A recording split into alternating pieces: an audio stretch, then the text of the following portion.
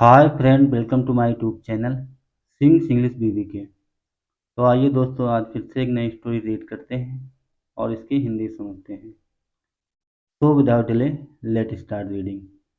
तो सबसे पहले स्टोरी का टाइटल देखते हैं।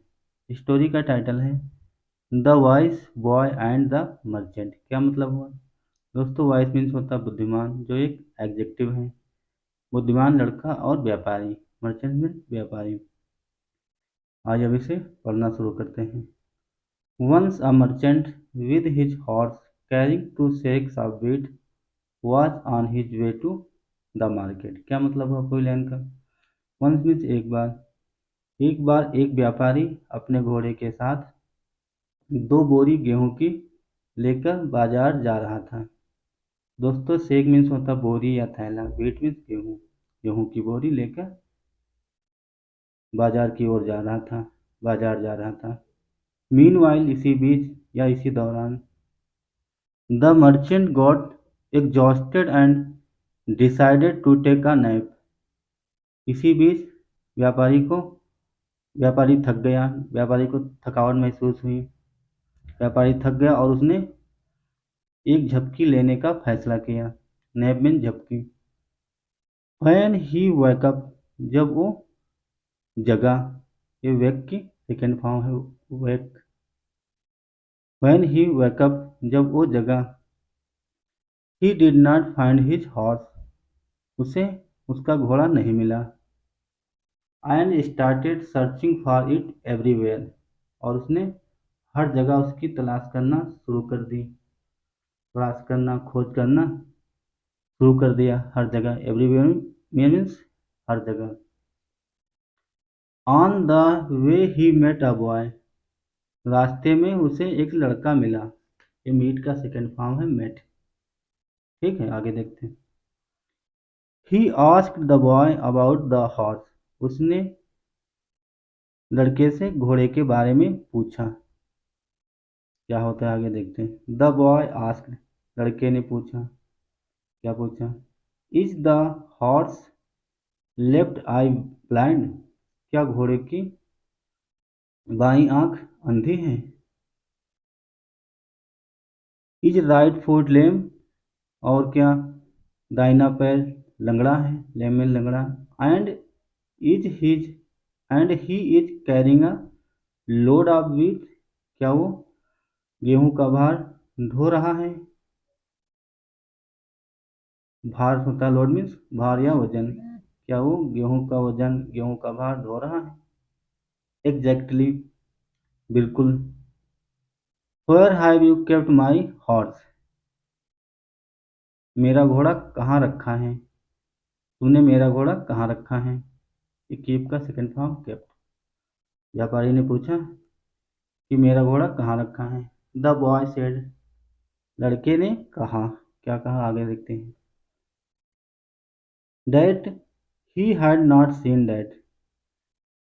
लड़के ने कहा उसने ऐसा नहीं देखा। The merchant angrily decided to take the boy to the village chief for punishment।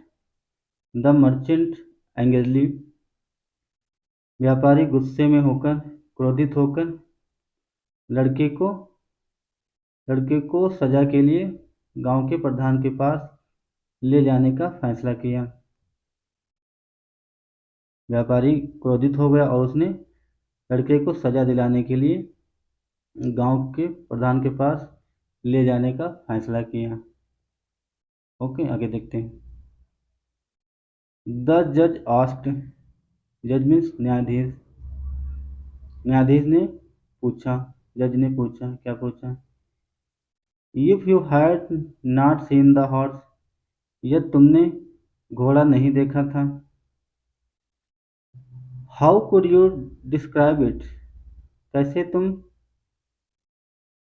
इसका वर्णन कर सकते हो?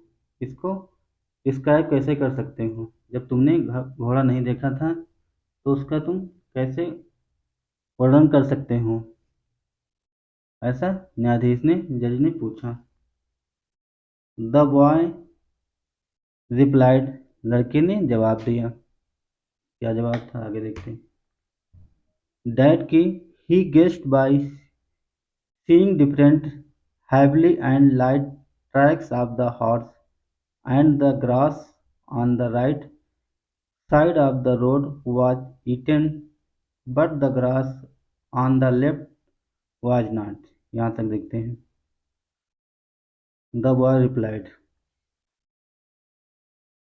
लड़के ने उत्तर दिया कि उसने घोड़े की अलग अलग भारी और हल्की पटरियां देखकर अनुमान लगाया। गेस मीन्स अनुमान लगाना, ट्रैक मीन्स पटरियां। लड़का बोला कि उसने घोड़े की अलग अलग भारी और हल्की, heavy and light track means पटरियां देखकर अनुमान लगाया और सड़क के दाईं ओर, grass on the right side of the road, सड़क के दाईं ओर घास खाई हुई थी। वाज ईटन मीन्स खाई हुई थी। उसने सोचा कि घोड़े ने शायद खाई हो। But the grass on the left side, left was not, और बाईं ओर घास नहीं खाई थी। From these fact he understood that the horse was lame and blind in one eye, and the scattered seeds of wheat indicated a horse carrying a load of weight। From these facts, इस तथ्य से, इन बातों से, इन तथ्यों से उसे समझ आ गया कि, अंडरस्टूड में समझ आना, डेट की द हॉर्स वाज लेम, कि घोड़ा लंगड़ा है, एंड और ब्लाइंड इज वन आई, और उसकी एक आंख अंधी है, and the scattered seeds of wheat, और गेहूं के बीज बिखरे हुए हैं, indicated a horse carrying a load of wheat, इसलिए ये इंडिकेट करता है, ये संकेत करता है कि घोड़ा गेहूं का बोझ ले जा रहा है। स्कैट मीन्स होता है फैला होना, बिखरा होना। उसे लगा कि गेहूं के बीज फैले हैं, इसलिए ये इस ओर संकेत करता है, इंडिकेट करता है कि घोड़ा गेहूं का भार, गेहूं का लोड लेके जा रहा है। द जज and merchant understood his cleverness, जज न्यायाधीश और व्यापारी, अंडरस्टूड समझ गए, जज और व्यापारी उसकी चतुराई समझ गए। हिज क्लेवरनेस, क्लेवर में चतुराई, चालाकी।